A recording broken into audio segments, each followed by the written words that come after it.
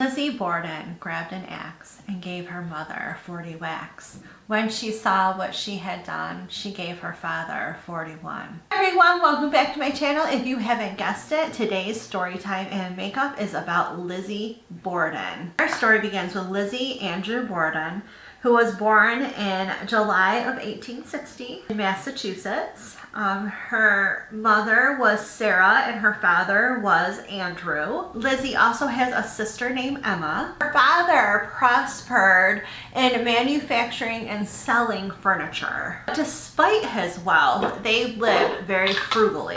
Lizzie and her sister Emma had a relatively religious upbringing. It seems that all these serial killers come from some type of religious family, or well, most of them.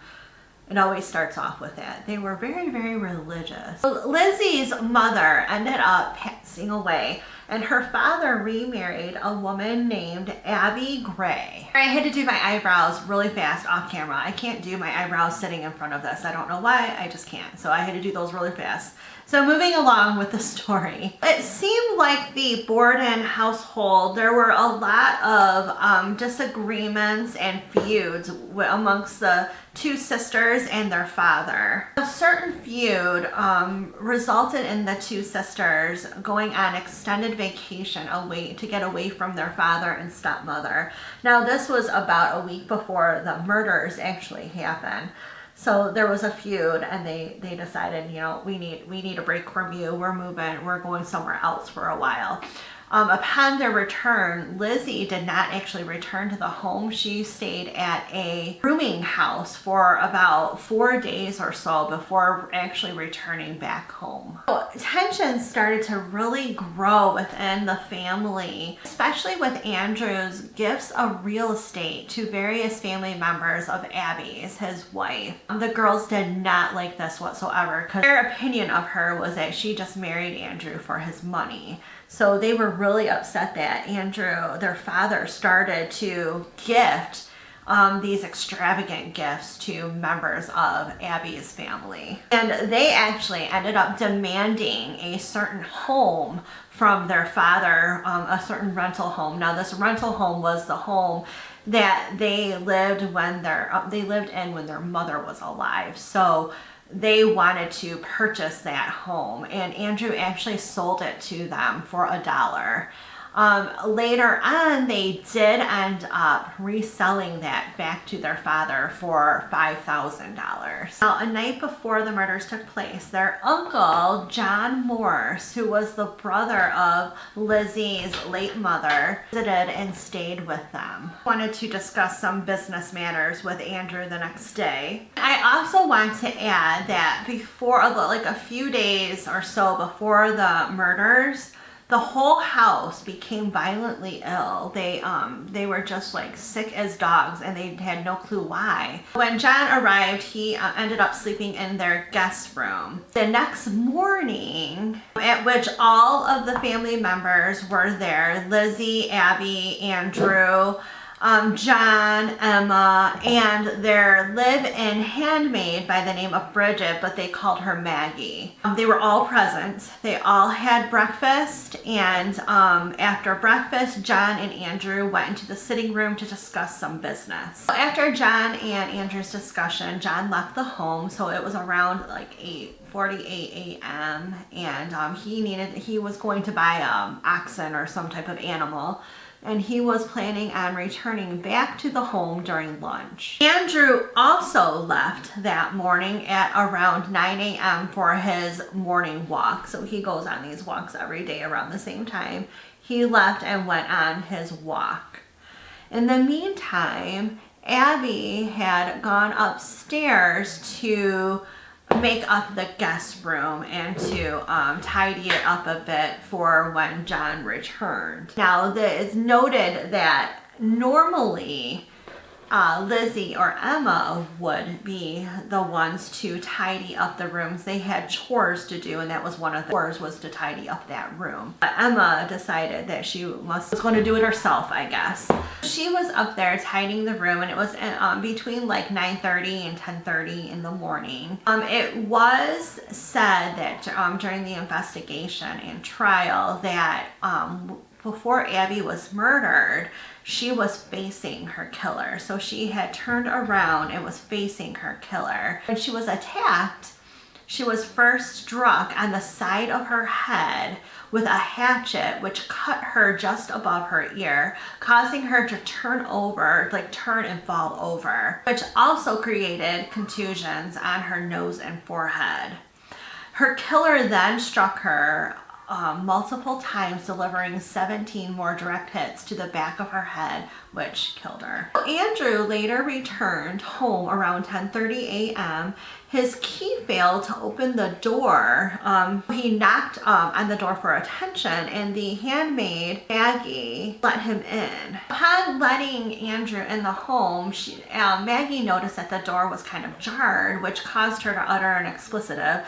And it was noted at the trial that she heard Lizzie laughing, and it seemed like the laughter was coming from the top of the staircase. His testimony that she heard Lizzie laughing at that time was significant because Abby would have already been dead by that time, and you would have been able to see the room where Abby was from the top of the stairs. Lizzie's father asked her where Abby was. Lizzie told him that she received a summons to go visit a sick friend. It was later stated that Lizzie helped her father out of his boots and into his slippers so that he could lay down and take a nap, which is a contradiction from what it shows in the crime scene photos. It shows her father kind of slumped over sideways on the sofa, but according to Lizzie, he laid down to take a nap. Lizzie then informed her handmaid, Maggie, that there was a department store sale and permitted her to go to this sale. But Maggie was not feeling well and decided to go up to her room and lay down and take a nap. Sullivan later testified that she was resting up on the 3rd floor when she heard Lizzie calling her name. "Maggie, come quick. Someone killed my father. He's dead." Andrew was slumped on the couch in the sitting room, struck 10 or 11 times with a hatchet-like weapon. One of his eyeballs were split clearly in two, suggesting that he had been asleep when attacked. So a doctor was called in to look at the father, and his still bleeding wound showed or proved that the attack was really recent. When asked where her stepmother was, she recounted that Abby had received a letter or a summons to visit a sick friend, so she had no clue that Abby had even returned home. When asked if someone could look upstairs and see if she was up there, Lizzie's like, okay, well, Maggie and another woman walked upstairs and they got right to where your eye level to the room right in front of them, and they saw that Abby was indeed hunched over, bleeding, and was dead. Most of the reporters that interviewed Lizzie said that she had a bad attitude, changing alibis. Her stories just weren't adding up. They were just having a really difficult time getting her to tell them what actually happened. And police continued to search the home. They went into the basement, and police found 2 hatchets, 2 axes, and a hatchet set with a broken handle. The hatchet head was suspected to be the murder weapon, yet they never removed the murder weapon from the home, or the suspected murder weapon from the home. Because of the mysterious illnesses that plagued the family like a handful of days before, the family's milk and Andrew and Abby's stomachs were removed for autopsy to see if maybe they were poisoned. No poison was found in either of the victims' systems. Police were stationed at the Borden household the night after the murders, and it was noted that Lizzie and her friend Alice Russell, who was also a friend of her sister Emma, they were seen entering their cellar with a kerosene lamp and a slop pail. Police stated that they saw both women exit the cellar, after which Borden returned alone though he was unable to see what exactly was going on. Later in the week, a more thorough search was conducted of the home, inspecting the sisters' clothing and confiscating the broken-handled hatchet head that was found in the basement.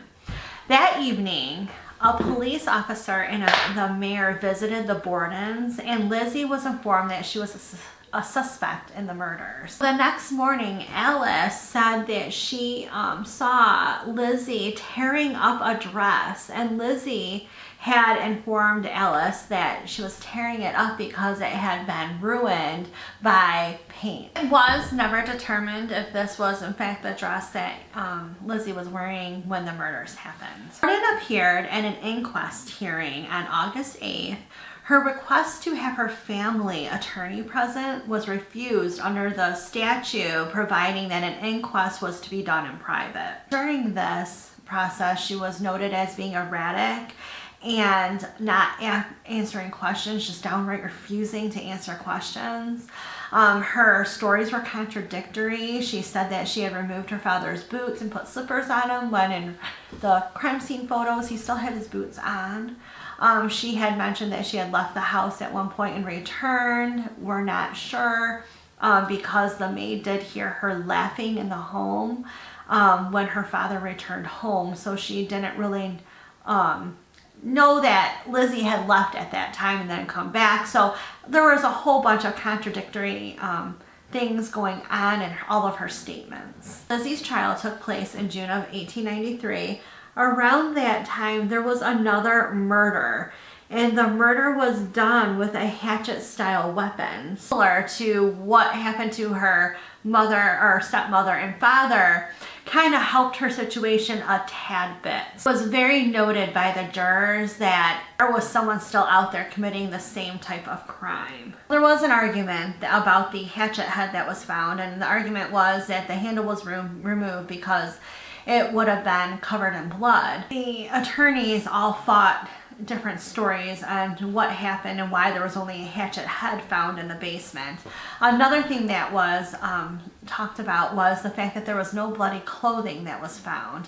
Although Russell, the friend, did testify that she had witnessed Borden burning a dress in the kitchen stove, saying it had been ruined because of paint. Lizzie's presence at the home was also a point of dispute. According to Sullivan's testimony, Sullivan entered the second floor of the home around 10:58 and left Lizzie and her father downstairs. Lizzie told several people at this time that she went to the barn and was not in the home for at least 20 minutes to a half an hour. A person who happened to be on the property, I guess, at the time did testify that he saw Lizzie leaving the barn around 11:03 a.m. And yet another person also confirmed seeing Lizzie around this time. At 11:10 a.m., Lizzie called Sullivan downstairs, told her her father had been murdered, and ordered her not to enter the room. Instead, Borden sent her to get the doctor that came. Both victims' heads have been removed during the autopsy, and the skulls were admitted as evidence during the trial. When Lizzie saw these skulls, she fainted, which was the first time she showed any type of emotion during the trial. After about an hour and a half of deliberation, the jury acquitted Borden of the murders. Upon exiting the courthouse, she told reporters that she was the happiest woman in the world. There has been many different speculations throughout the years on what actually happened, because obviously Lizzie wasn't going to tell us the truth. I do suspect that she did murder her father and stepmother. Why? I don't know. Maybe she was just cuckoo. I don't know. But she did get away with it if she did do it. Lizzie did end up passing away following removal of her gallbladder. She died from pneumonia, I guess, as a result of that surgery happening. And she passed away in 1927. Her sister had moved back in town and actually passed away shortly after Lizzie did, and they are buried next to each other. That was a crazy story. My goodness. Wow. I do these videos every other Friday, and I hope you are enjoying them because I know I am telling them. If you did enjoy this video, please give it a thumbs up and remember to hit that subscribe button down below if you haven't already, as well as the notification bell next to it to be notified of all of my upcoming videos. Thank you so much, and I'll see you again soon. Bye.